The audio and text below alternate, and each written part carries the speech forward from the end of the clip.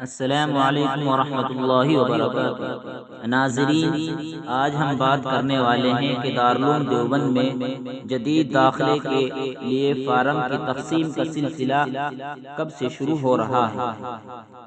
جدید داخلے کے لیے آنے والے طلباء کی سہولیت کے لیے مجلس تعلیمی نے طے کیا ہے کہ تقسیم درخواست برائے شرکت امتحان داخلہ 2 شوال 1445 ہجری مطابق 12 اپریل 2024 بروز جمعے سے شروع کی جائے گی اور 6 شوال 1445 ہجری مطابق 16 اپریل 2024 بروز منگل تک مسلسل درخواست برائے شرکت امتحان داخلہ کی تقسیم جاری رہے گی، یعنی روزانہ صبح کے وقت میں تقسیم کا سلسلہ رکھا جائے گا اور بوقت شام بعد نماز ظہر جمع کرنے کا سلسلہ جاری رہے گا۔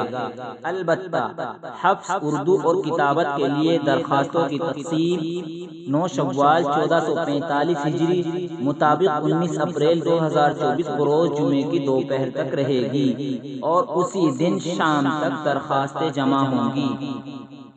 درخواست برائے شرکت امتحان داخلہ کی فیس 100 روپے ہوگی۔